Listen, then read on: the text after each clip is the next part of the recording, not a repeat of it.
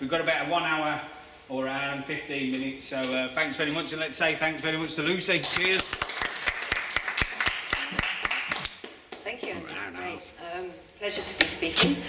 Ice Age, Modern Age, Origin of Cities. What I'm saying is that we've told ourselves a story that cities came out of a farming experiment, and what I have done is go back more than 10,000 years, and I've reinterpreted established archaeological evidence in order to challenge this conventional belief. And I propose a different explanation of what happened 7,000 years ago when the first cities appeared, based on the shamanic role of priests. Now, I think the origin of cities has been misunderstood because we have failed to understand the role of shamanic ritual, which I will explain, in the foundation of the early cities. And the reason for that is because we haven't understood the true meaning of alchemy, which I will also explain. So how am I defining a city? Before I go into detailed definition, let me point out first 3 fallacies that I think govern our thinking about the origin of cities. Number 1 is that we tend to believe that external factors, such as climate change, are the drivers of social change. Number 2, that progress is linear, that once an idea is discovered, it's built upon. In other words, that the past is primitive and backward, and that history is the story of how we've become more sophisticated and advanced, with us modern day people being the ultimate in progressive. This is number 2 fallacy. And number 3, that human beings are the way that new ideas spread, the 100th monkey principle. In my view, all these are false. They're not true. They're just part of a mythology that we have taught ourselves about the past. It's a way of thinking that's not actually supported by the archaeological evidence. Now, before I explain why I hold this view, let me be clear about what it is I'm talking about in terms of cities. It is here in Mesopotamia, down in the south, modern-day Iraq, or Sumer, at about 5000 BC, that we find what we call the earliest cities. And we know these are different from earlier settlements and can be called cities because they have a planned layout, a recognisable infrastructure, temples and administrative activity. Eridu, for example, has 17 layers under one excavated to 2000 BC, with the earliest one dating to 5000 or before. And there were, of course, earlier settlements like Çatalhöyük, which dates to around 6000 BC, or Göbekli Tepe, which is even earlier. Çatalhöyük was part of a chain of settlements of the Halafian culture stretching as far as Mount Nimrod. And there are even older sites at places like Undabagad, I don't know how to pronounce it, here in the Mosul-Sinjar region of Iraq on the Upper Zab. That dates to 7500 BC. These were all important sites of food growing, and in the case of Çatalhöyük, of food storage. Later, to about 6700 BC, there is evidence of the first pottery at this site near Hamadan in the Zagros Mountains, that's in Iran. And beyond the Golden Crescent, there are other early sites, such as Megal in the Indus Valley, or many interesting sites in the Lebanon, around Jericho in particular. These date to around 7000 BC. So there were much older sites than these early cities, and we have told ourselves the story that these settlements began to emerge at the end of the Ice Age, over 10,000 years ago. Now, I have borrowed this map with permission of Professor Brian Sykes, because it's actually a map about genetics, and I'm going to talk more about that tomorrow. The dashed lines show the extent of the ice, and the double line around the coast are the lower sea levels, because the ice sucked up so much water.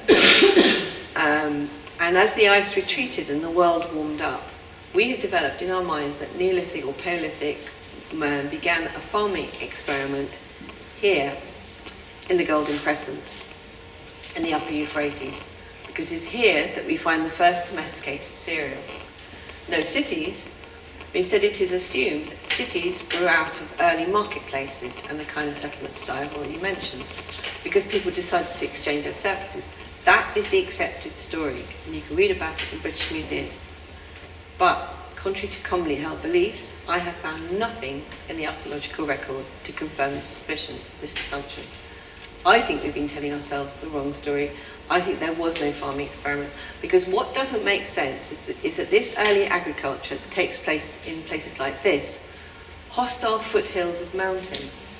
And what I've not made yet clear is that from the Taurus in the west to the Zagros in the east, this area is almost entirely mountainous.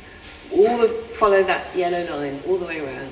There is a whole mountain ranges that are continuous. And so the archaeologists excavating the site in the Mosul-Sinjar region on the Upper Zab says, singularly uninviting, not really suitable for farming. These are the kind of comments of the archaeologists. And yet plenty of evidence of agriculture here. So it begs the question, what were they doing in mountains? I'm going to come back to this question. And there is an anomaly with regard to the whole domestication of cereals anyway. Because what you may not realise is that the difference between a domesticated cereal and a wild cereal is a difference of a single gene, which is not to do with taste, but convenience. If we look at a typical barley head more closely, here we have the stalk, we have the seeds, and they attached the seeds to the stalk with a hinge known as a rachis. And what the wild cereals do is break as soon as the seed head is ripe. But what the domesticated one does is wait. It waits to be picked. These are non-brittle hinges. And plant experts like Professor Gordon Hillman have calculated the chances of a rare genetic mutant plant in the wild turning into domesticated cereals. And these have been calculated on computers. And they've come up with a result of 2 to 4 million seed heads, i.e. an incredibly low probability for this to happen in the wild. And they also reckon that it would take 20 to 30 cycles, i.e. possibly 20 to 30 years to have enough. So then Professor Hillman makes the assumption, without any evidence to support this assumption, that women chose to pick these non-brittle seed heads. Why, on such a low probability, would they make such a distinction? They were gathering food, they would gather everything. No one is going to realistically wait around for 20 to 30 years for an experiment to work. They would return to trapping and say, Dad, you can forget your farming experiment. So the change must have been instant. And it is not possible to suggest it was an evolutionary event, because evolutionary stuff takes a lot longer. So why? Why domesticate cereals? And why do it in hostile mountainous regions? I will come back to both these questions. And if progress were linear, why did not the early settlements of Çatalhöyük and others develop into cities? Before answering these questions, I want to explore the difference it makes between the early settlements and cities. Definition of a city. I would argue that there are 3 basic elements which define a city, and they are to do with, you can't see my slides, activity, structure, and so in terms of structure, it's true that Çatalhöyük has a structure. This is a drawing of its layout. But what we find with the structure of a city is it's more precise.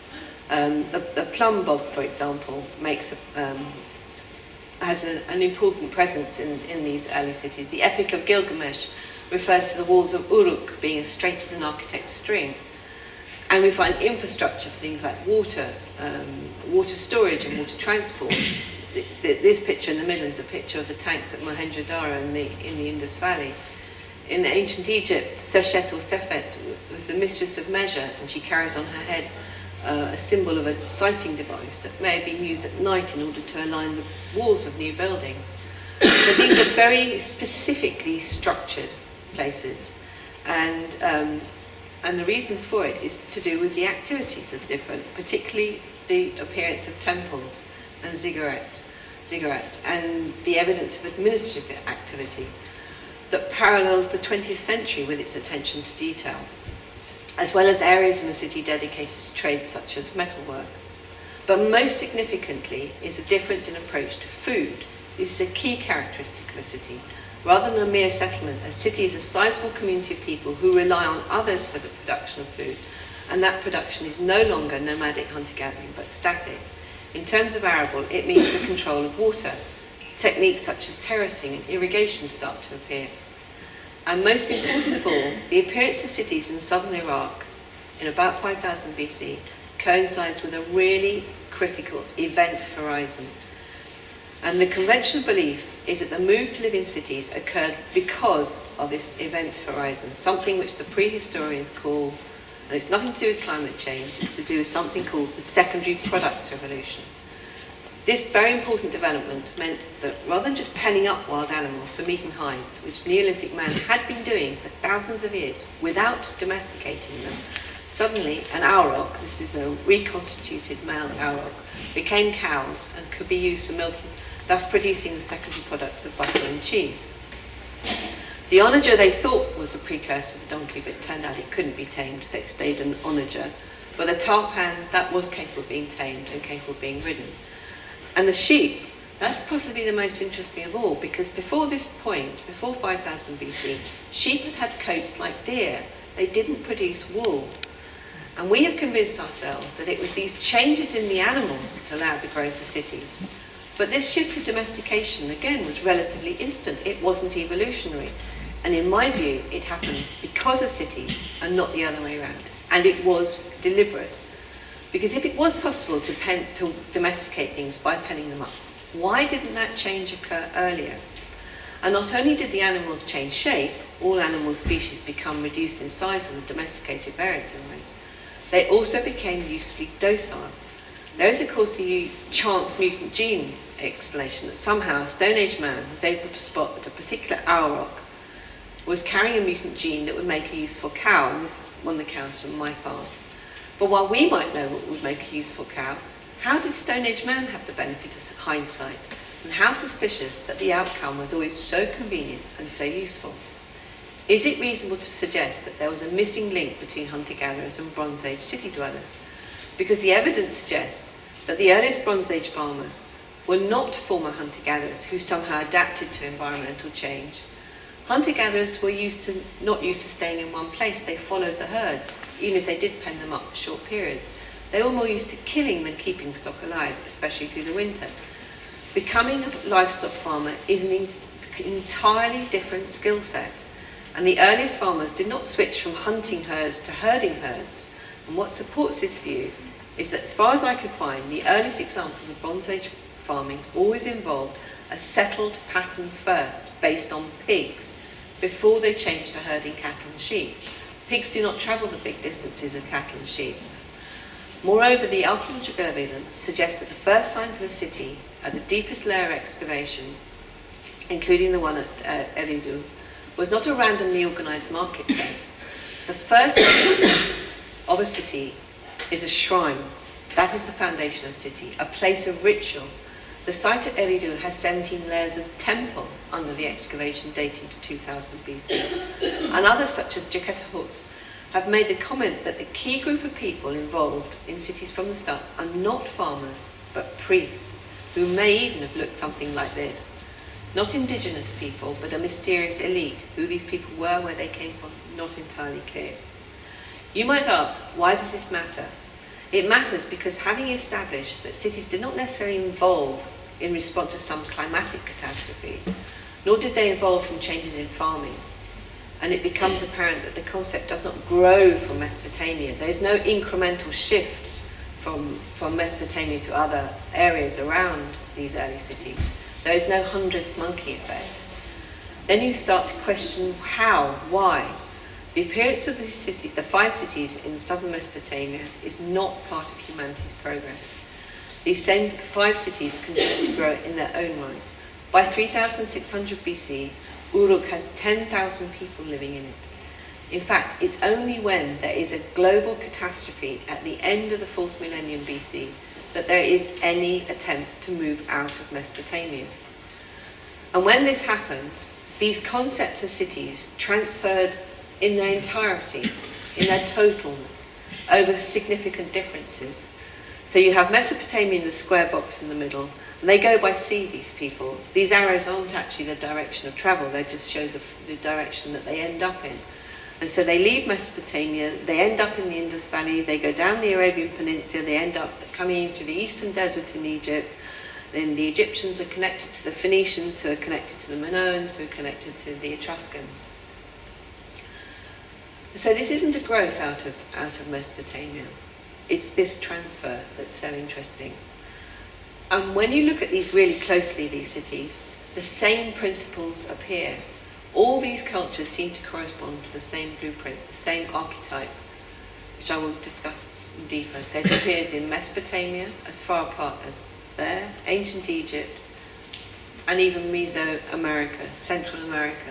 Wherever these pyramids appear, China is possibly another place. And the fact that they all respond to this blueprint, this archetype, explains their consistency over time gaps of thousands of years and distances of thousands of miles. And few in the academic mainstream have acknowledged the extraordinary parallels that exist between all these places. The Egyptians called this archetype living in Ma'at, living in truth, the goddess of Ma'at having the feather of truth. But I prefer to call it the Ur concept, UR, which in this context does not mean the famous city that Sir Leonard Woolley excavated in the 1920s in southern Iraq, which he claimed was the Ur of Abraham. I think that was somewhere else. I think that was in the northern Euphrates. Ur in this context, the reason I've chosen this word is because it has a meaning of foundation, and it can be found in names like Jerusalem, Urushalem, which means foundation of peace. So to give you a bit more detail of this ancient concept, it's based on all the usual attributes we ascribe to the civilized living: accuracy, precision, balance, design, infrastructure, organization. Cities are surveyed and laid out in regular patterns. Sacred geometry is fundamental to architecture. These people are capable of engineering extraordinary feats involving massive blocks of stone that could weigh several tons over incredible distances, ignoring physical obstacles. Feats that we cannot replicate today, and they use the same level of precision in the construction of a sacred building as in the construction of an aqueduct. Indeed, fresh water was essential to life in the city. Urban drainage in the Indus Valley, for example, has been described as unparalleled in pre-classical times. Efficient drainage and control of sewage is a mark of being civilized. So what they used, whatever they built, straightness was a key characteristic. And we tend to think of straight roads, we think of Romans, but this idea is independent of Romans and much older. Distance was not a problem because as traders they knew how to navigate. They knew the earth was round. The word geometry means earth measurement. And so all forms of communication, trade, travel, and education become organized. So these are the links across this archetype. Keynote of civilized trade is the legal exchange of contract rather than the surprise of warfare or booty and piracy. And it depended on the ability to read and write. It's no coincidence that our own written language is based on that of Phoenician traders. And this ability still distinguishes a civilized society from a primitive one. There is a new emphasis on the individual body, cared through the art of cooking, cuisine, and the link between food and medicine, a more systematized approach to medical treatment. The Ebers Papyrus, for example, the oldest known medical text, dates from 1500 BC. It itemizes 811 prescriptions. The basic instruments they used remained almost unchanged for thousands of years. And thanks to trade, the increased use of spices, the art of cooking developed. It's no longer just what's on your doorstep and your hedgerows. It's bringing in stuff from a great deal further. And cooking enables the great cuisines of the world to arrive. The Egyptians were not alone in importing food products from elsewhere. You also have cooking on a greater scale with bakeries and breweries. And a great city needs supplies of fresh food, which explains the changes in agriculture that I've already touched upon, the domestication of animals as well as more intensively organised arable production. But none of this is possible without the all-important priest-king relationship and the shamanically accessed secrets at the heart of civilization. The priesthood is key to the whole project. Temples are often even physically centred in the centre of cities. Priests and priestesses involved in every aspect of it. Now, I want to reflect at this moment on the role that secrecy plays, which in my view partly explains why the history of civilization has remained largely hidden. Because I don't think it was part of humanity's inevitable progress. The foundation of cities was not random. It required access to specialist knowledge. This knowledge was not available to just anyone. It was restricted to an elite, which is why we don't see it growing out of Mesopotamia, and only after the global catastrophe. So how did they re-establish civilization after this catastrophe? How did they know what to do? They had no computers, no great libraries. Their technique for accessing knowledge, in my opinion, was through alchemy. And using Egypt as an example, I will explain what that means. Because if we extrapolate from the example of Egypt, we can see how civilization was re-established elsewhere, and that explains its link with Mesopotamia and the other cities. So starting with the Egyptians and their relationship with the spirit world based on a dynamic dialogue, as above, so below, the concept of cosmic sympathy. They knew that civilization was not a natural state for people, and they believed that by manipulating the higher metaphysical plane, human beings could effect change in the lower physical world. They also knew that they needed a special earthly representative, in effect a higher order of shaman, who could engage with the spirit world on their behalf in order to re-establish the enormity of the whole civilization project, or keep it on track. And this was the role of the ruler, or the pharaoh. Divine right, R-I-T-E, not R-I-G-H-T, because this is on behalf of the community that this special representative undertakes this dangerous and important, difficult journey for his people. I should explain here what I mean by shaman, because these days any mention of shamanism is restricted almost entirely to anthropology and ethnography. It's wild, it's elemental, it's powerful. It's very, very rare, especially in academic circles, that shamanism is linked to the history of civilization. So what am I calling a shaman? I'm calling a shaman someone who has been initiated, who is taught how to have out-of-body, near-death experiences, so that they can detach themselves from their body and journey in spirit form on behalf of a person or a community to get answers to specific questions. And during this initiatory process, the spirits will dismember the shaman, strip the flesh from his bones, and put him back together, revive him. A shaman is therefore someone who dies and is resurrected, and then learns how to travel, or astral plane, sometimes to a fixed point, such as a pole star, or descend to the underworld, to the land of the dead, or ascend to heaven, place of the gods, by climbing a world tree, cosmic pillar, or some other form of axis mundi, using sacred ladder, or stairways, or flight as a bird. Common to all descriptions of shamanic activity are the ability to fall into a trance and experience altered states of consciousness through the use of psychoactive substances or processes. And I think that there is sufficient evidence to indicate that Egyptians and other city people shared much with their counterparts in the Amazon jungle and elsewhere. It's just that we haven't noticed because of our misunderstandings about sophisticated people like Egyptians and our ignorance about the true origins of cities. For a start, a pharaoh was sent to a special place known as the Per-Ur. This word Ur again, it comes in. And what this means is house of foundation, in order to be initiated. It's possible that the Greeks may have corrupted this name and so created the word pharaoh. So even his title, which has come down to us as pharaoh, could possibly be linked to this role of being an initiate. And where he was initiated could well have been at this place, Neke, or Hierapolis, which is its Greek name. It's a mysterious fort which had no defensive purpose. And what the pharaoh prepared for here was the Nub-t festival, a highly important moment, possibly the most significant in his life. It's sometimes referred to as a jubilee because it only happens every 40 years. And the purpose of this festival was to rededicate the country to civilization. And we have failed to understand it as a shamanic ritual, even though we know it was based on the Osirian rites, which is after all a reenactment of the death of the god Osiris, in which he is richly dismembered by his evil brother Zeth, a shamanic description if ever there was one, and all his body parts are scattered over the Nile before being reassembled by his wife Isis. And we have also failed to understand the connection between the Nub-t festival and pyramids. Every pharaoh planned to participate in the Nub-t festival once in his lifetime, which involves specially constructing pyramids. And it's one reason why Egypt is so littered with pyramids.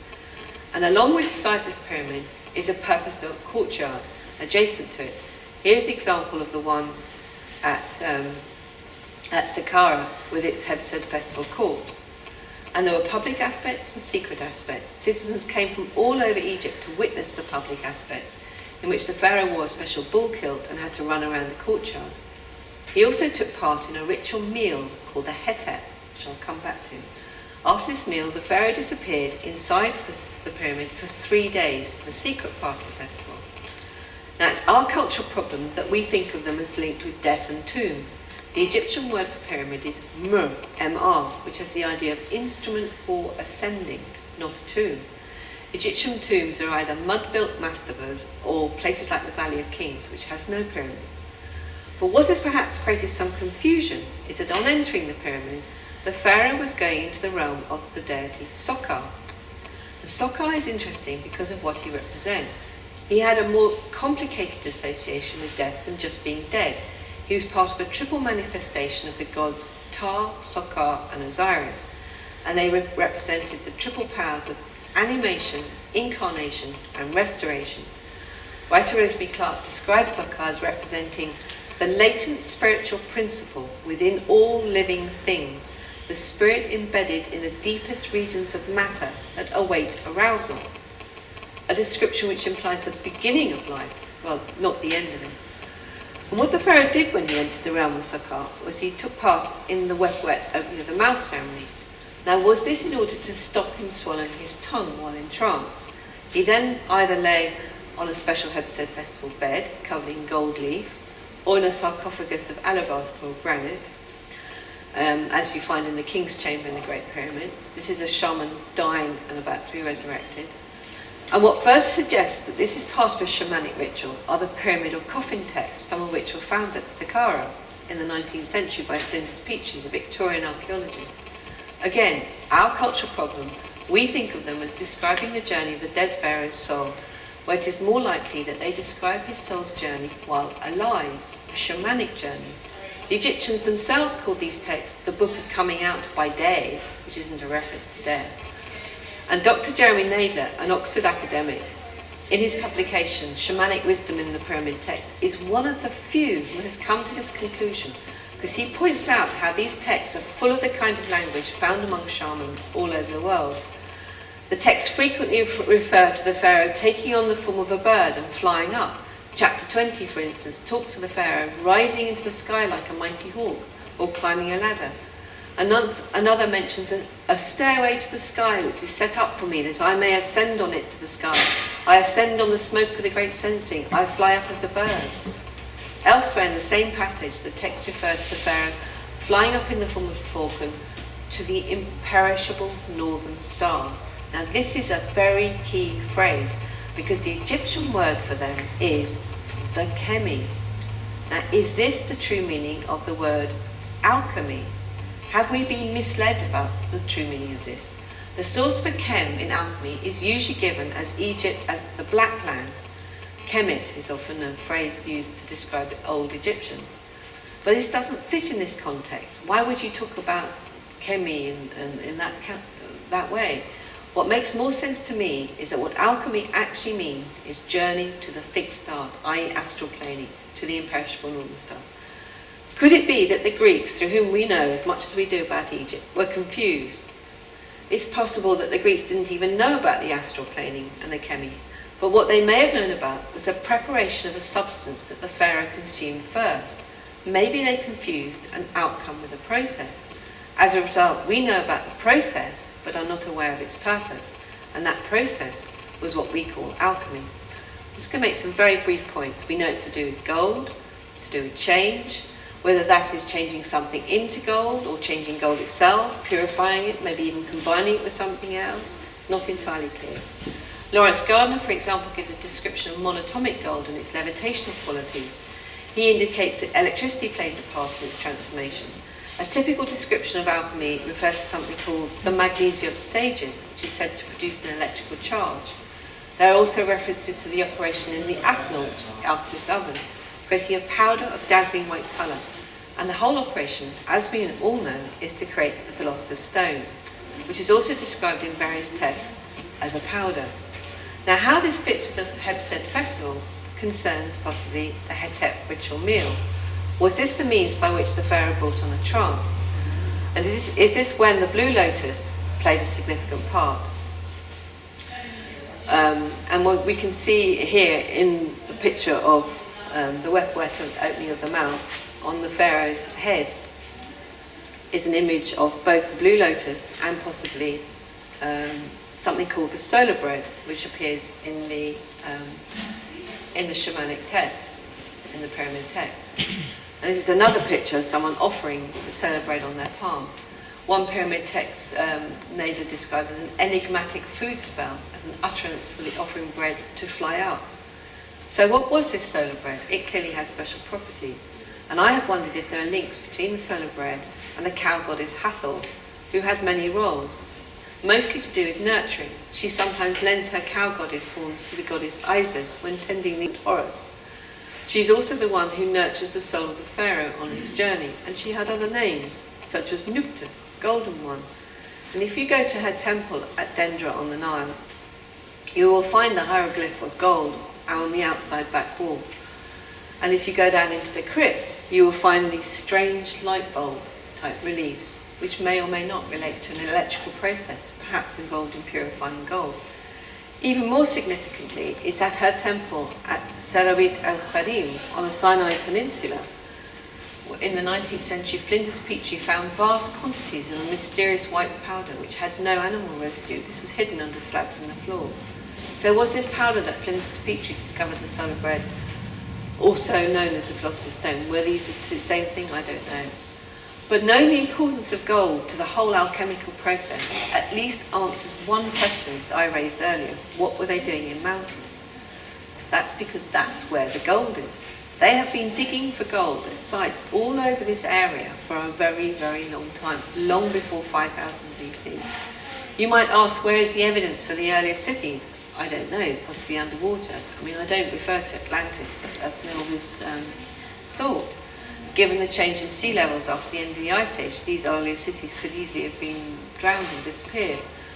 And what was the purpose of all those settlements that never became cities? All these areas, in particular the Halafian ones going up to Mount Nimrod, including Çatalhöyük.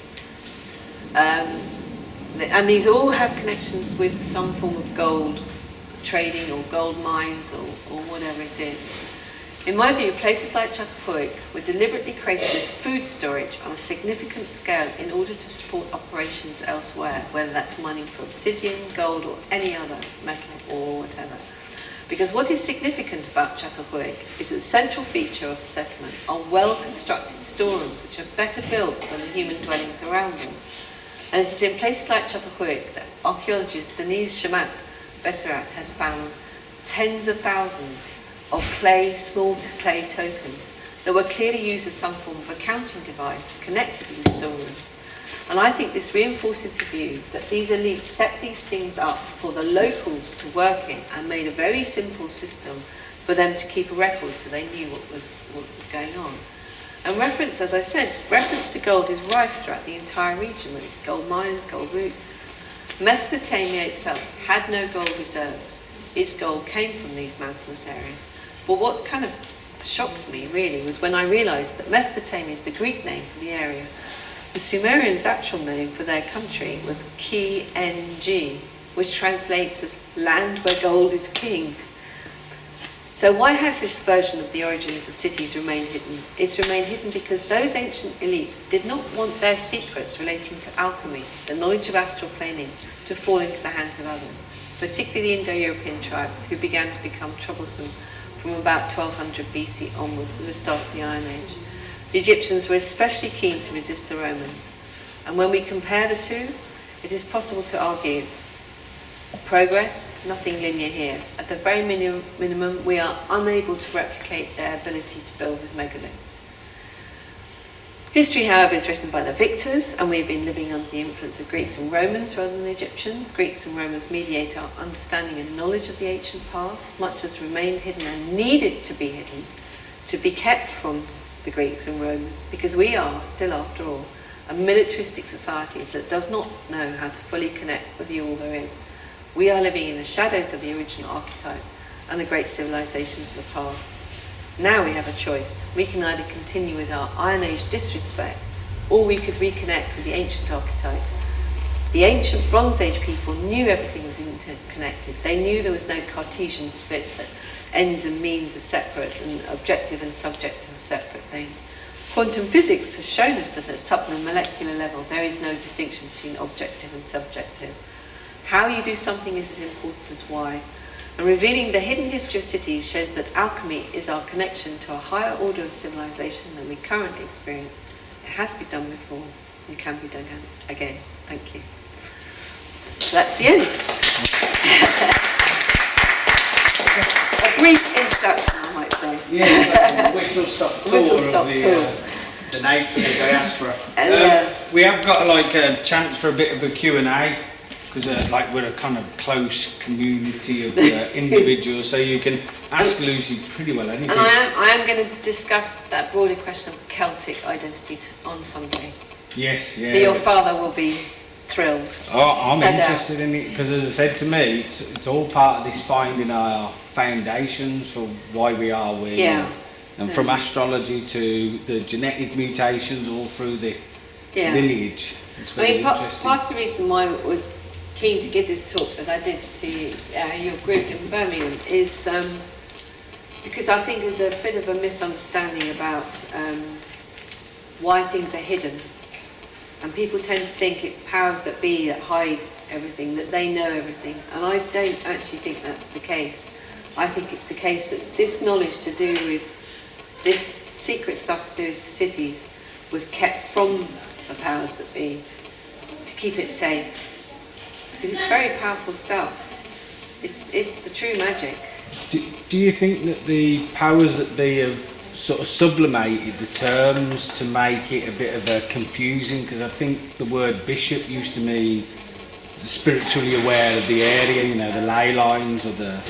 So they've used the same terms, but it means something different now to 500 or 1,000 years ago. Well, there's no doubt about it that in their attempts to control and dominate, they're very well aware of where the energy lines are.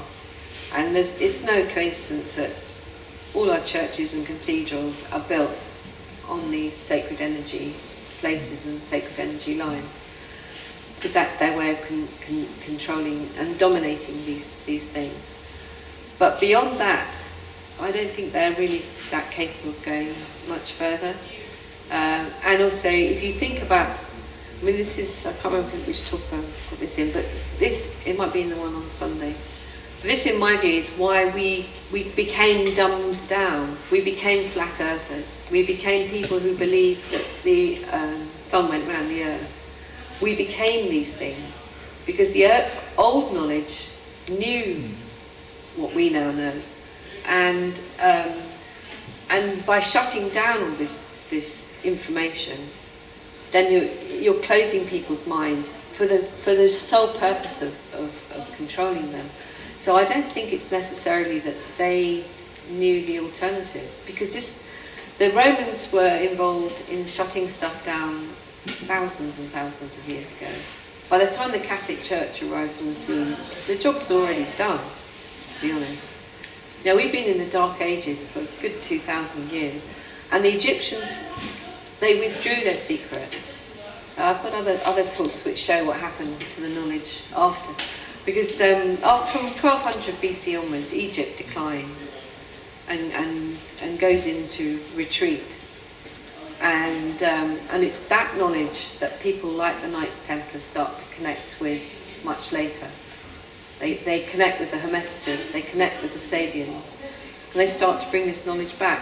And part of it is something as basic as geometry. It's bizarre to think that geometry was considered a sort of heretical thing to know. But it's like two fingers to the church that you start to see geometry come back with the Gothic. And that's what the Knights Templars brought back from the Near East. And they were trying to push back these forces of darkness in their early days. Has anybody got a question they want to ask? Yes. Were you suggesting that this priest class with like long skulls was a different race and that they brought technology that the kind of domesticated seeds? Yeah. Were you suggesting that? Yes, I think there is supposed to be a very close correlation between those strange shaped skulls and that knowledge. But they kept it for themselves. What happened to those guys? What happened to those people? I think they just stopped incarnating. I think they just withdrew, went off planet. Because the thing is, I mean, it was a question I was talking to Lawrence, you know, why did the magic not stop these forces of darkness? And it's a really difficult question to answer. Because there's no doubt about it. In my view, that early archetype was benign. You know, this one, it was a positive thing.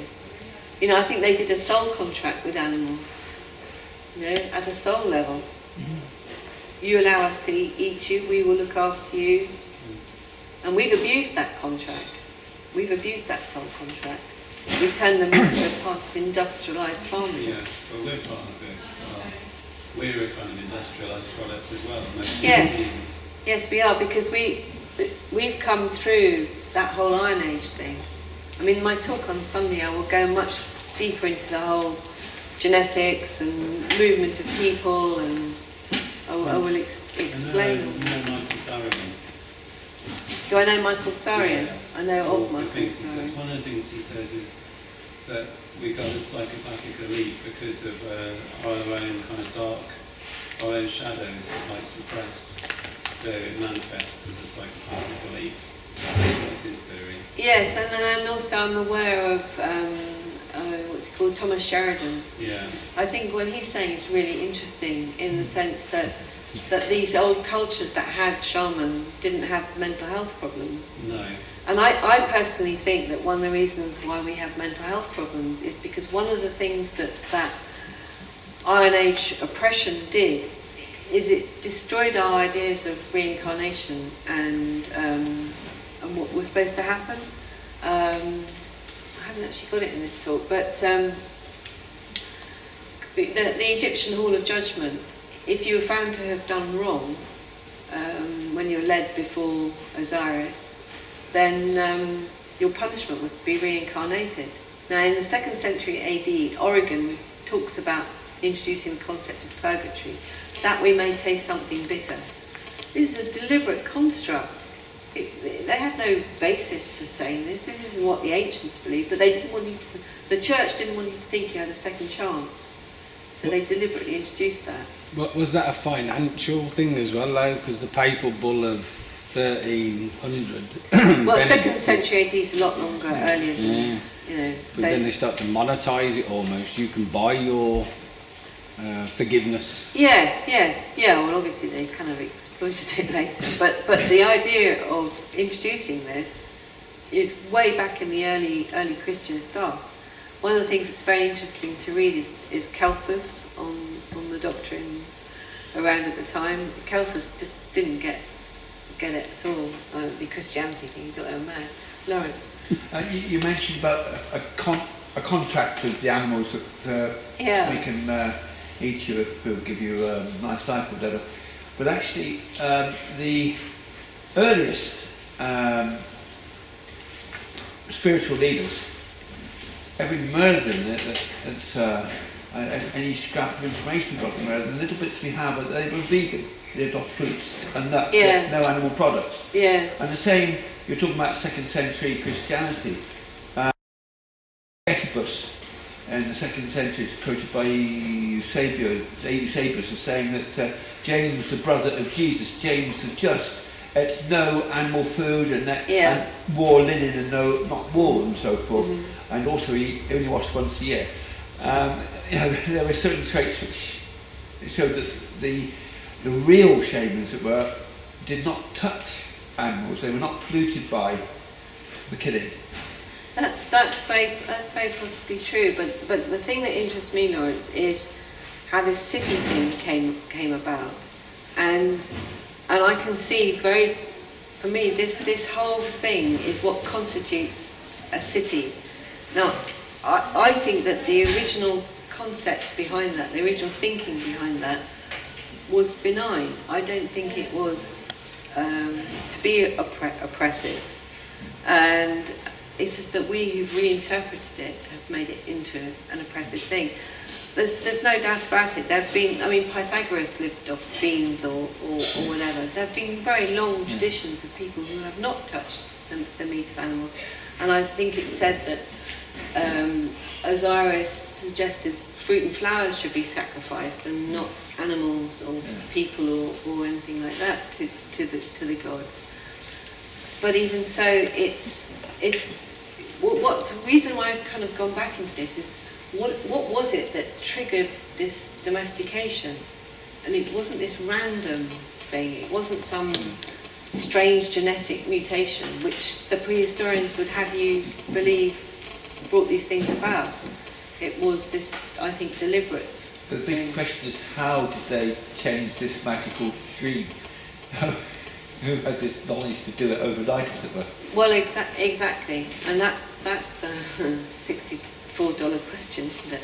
I mean, some information that's quite interesting are these possible thing about the Ciba-Geigy experiments, where they expose certain things to kind of electrical forces. I can't remember if it's high or low or what, and then they managed to wind things back so that a salmon emerges as a form of unimproved trout, and they expose various creatures to this. Well, why are we looking for any agency when it's simply the god or goddess nature itself who decided this is so? No, because if it had been a natural thing, then it would have occurred in different places.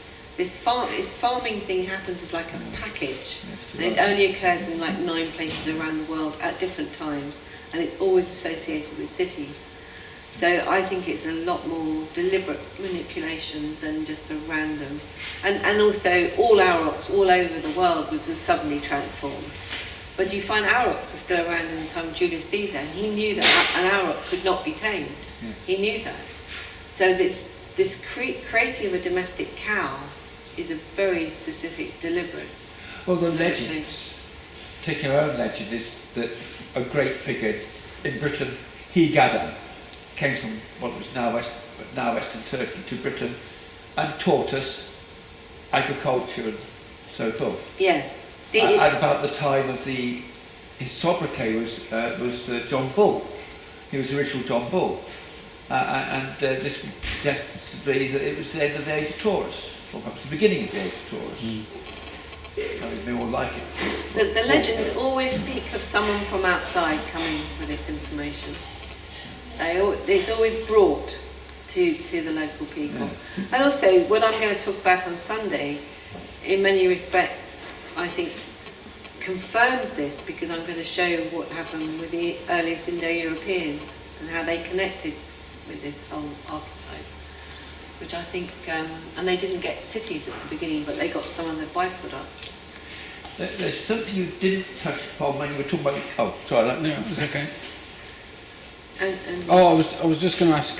We recently watched Michael Tellinger talking about some of the large African developments he's uncovered on the plains of Africa, and there's 1,000 to 3,000 small holdings all built around flower of life, circular built, and tunnels. But so you start to think there was engineering and major development works in Africa. So maybe the city knowledge came from that original first experiment, that first trials. I don't think these are experiments. This is the whole point, is that wherever you get these things like Çatalhöyük or whatever, they don't evolve, they don't develop, they don't go any further, they just stay as they are. Or degenerate. They don't become anything else. These cities like in Mesopotamia, they start off planned and they grow as planned. So they are already a different order of thing. I mean, yes, I'm aware of Michael Tellinger's work and I think that's to do with gold and electrical stuff and Greater Zimbabwe. Yeah, I mean, there's definitely, the whole King Solomon's Mines thing. There's definitely some really interesting stuff that's going on. Dave, were you going to ask a question? Actually, it was answered. Oh, right, okay. Sorry, yeah.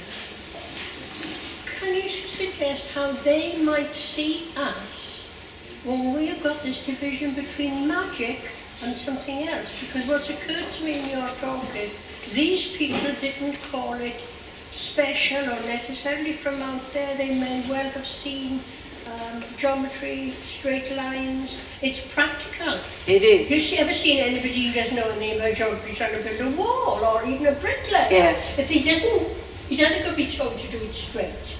Yeah. And it doesn't matter why straight. But imagine somebody trying to build a wall who didn't have that concept. I think they called it knowledge. They did, you're absolutely right.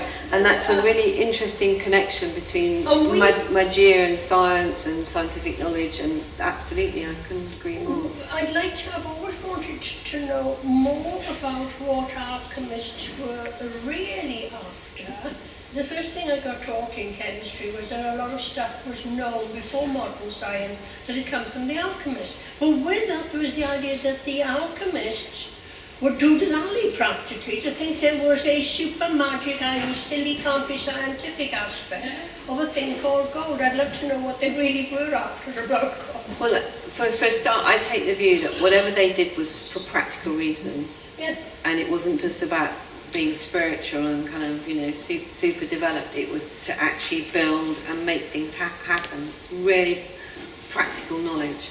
And this is why I think the whole idea of alchemy is being misunderstood, because people haven't connected it with this astral planing aspect. They haven't connected it with the outer body bit. What do I think? The khemi, the true meaning of the thing. So the thing is, what they just focused on is the production of the substance, that's people got very stuck in that as chemistry. Yes, it's important to it, but it's not the total story. And if you stay at that level, you're not going to get the rest of it. I mean, I've got other talks where I refer to people like Sir Isaac Newton, for example. He was a very famous alchemist. And I think a lot of what he found and discovered was through his alchemical inquiries. And I think that he would have got to quantum physics had it not been for the difficult times of being around the church and the control of knowledge and the oppression that they all faced at the time. This is Isaac Newton. So Isaac Newton, father of science. Because he had the argument as to who was the centre of the earth. No, he's gravity and apples falling and all the rest of it. So, and he's considered to be the father of science. But a vast proportion of his library was on alchemy.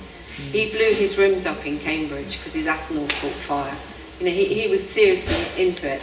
And I've found some passages that I think show that he understood about subtle energies and particularly effects of light bodies on things. And I think he would have got to quantum physics. You see, quantum physics blows a hole in everything. How can you have objective and subjective? How can you have scientific method when you have quantum physics?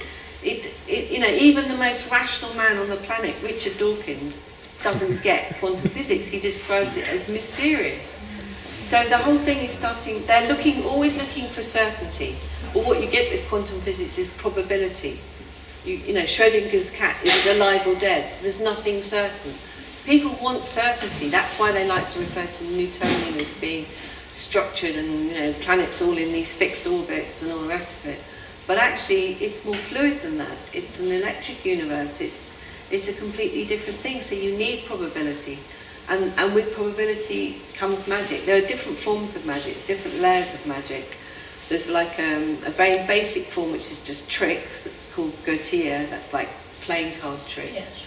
Then there's a middle level, which is I think the theurgy, which is when the forces come down and embody, and then there's the higher level of magia, which is the magus, who is actually in direct communication. And that is effectively what those Egyptians were doing in this sort of thing.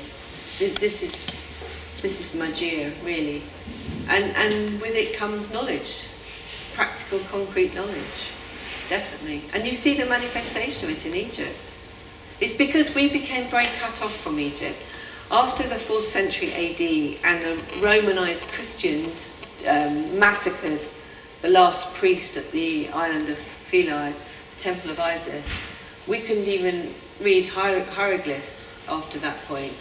We didn't get a chance to understand hieroglyphs until the 19th century, for thousands of years later, 1,000 or more years later, when Champollion translated the Rosetta Stone.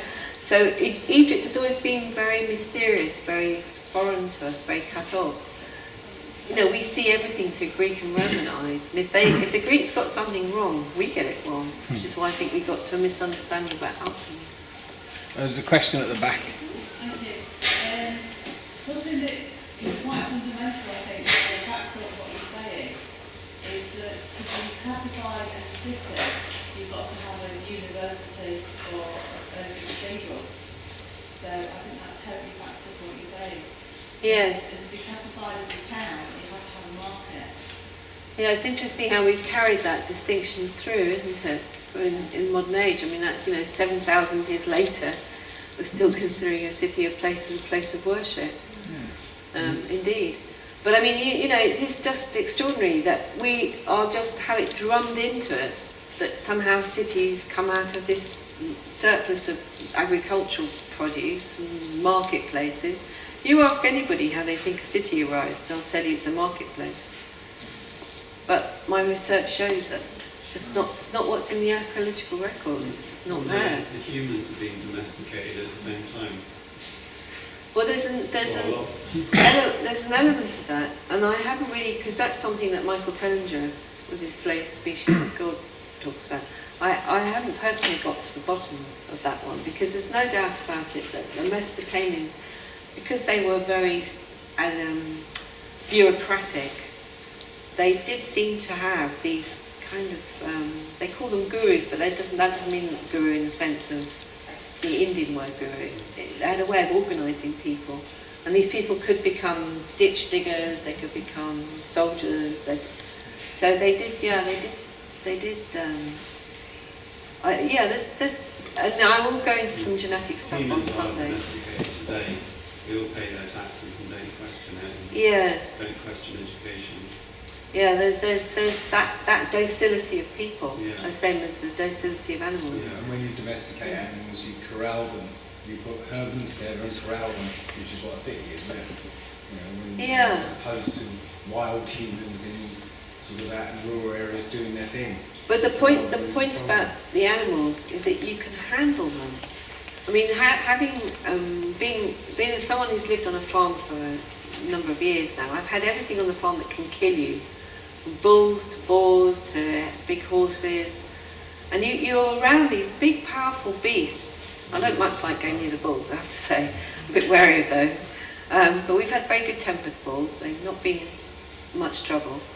And you just think, how can these enormous beasts just be poked around by somebody and pushed about? It's the docility thing that really opened my eyes up to it, to You be can honest. see that in people, Right. can't you? Yeah, totally. We're pushed around by wimpy, overweight, blobby politicians and bureaucrats. But Indeed. Why? They're not. We wouldn't respect them. Well, I don't. Well, indeed, this is very true, and that's why I think it's important for us to know something of our. Because also one of the things I've not really fully understand is how free will affects this archetype. I haven't understood that.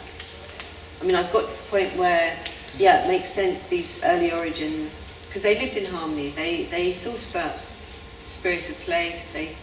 They understood all those aspects of manipulating stuff, but in a benign way.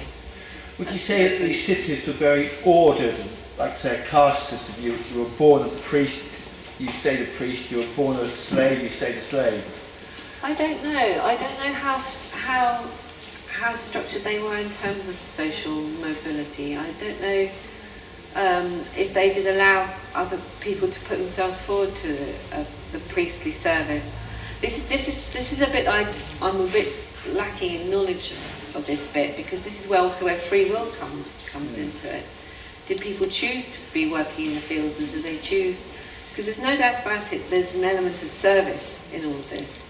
You know, the Pharaoh didn't just see himself as a powerful person, he saw himself as being in service on behalf of his people in his shamanic thing. So whether other people, and I think also the Egyptians saw themselves as being like the temple of the world. They saw themselves as holding the energy of the whole world in that spiritual sense. So there's a really sad prophecy where they see it all coming to an end, and how the mad will be thought wise and the wise will be thought mad, and this kind of thing. It sheds some light on how they saw themselves. So, you know, in the way of a Buddhist priest, do they see themselves as being forced into Buddhism? It's difficult with that one. I don't know. I think we're going to give you a round of applause for a beautiful talk and say thanks for the other talk. Yes. I'll go into more detail. We've had several sort of talks at Truthjuice, and as I said, it's one of the more, I don't know if it's your tone, it's just a nice lilting tone of What you could sleep in. I think people would agree, it's like a really beautiful talk, and it's erudite and it's knowledgeable, and I'm honoured to hear it. And as I said, from the point of view of control, I was talking to someone about this control measure, you know, laughing at the sheepdog. And the sheepdog can control all the sheep just with a couple of whistles. And it's like, God, how stupid a sheep. And if you ring one bell for 1 minute in any building in the world, everyone leaves the building. The fire bell will evacuate one person to 1 million people, you know, like one fire bell, 1 4-minute warning. So all human beings are prone to listen to the alarm. So we're all coercive. And we've acquiesced to that on the contract. Yeah, that's where you get it from. And if you look at spirituality in the church sense, they ring a bell before they enter the space, and they ring a bell to end the space and what you're learning. So school does the same thing, work does the same thing. Yeah, but it's an interesting paradox, isn't it? How you need structure, order and chaos. You need the two. Managed chaos. Yeah, you need the two, otherwise you have no dynamism, you have no growth. Creativity is at the end of the vortex. If you think in terms of the brain, if you have total coherence in the brain, you have epilepsy. Yeah. So, you know, you just don't want total organisation, you don't want, otherwise there's no growth, there's no creativity. No, you're right. So it's an interesting combination. I was going to call my book something to do with the paradox of order and chaos, but it's too complicated. Let's celebrate the anarchist. Yeah, the rebel. Yeah. He's the progressive in culture and art and philosophy, because he doesn't live by the same rules that are set down for the rest of us to follow. So I'm going to do another round of applause and then say we've got dinner to half. It's a double round of applause.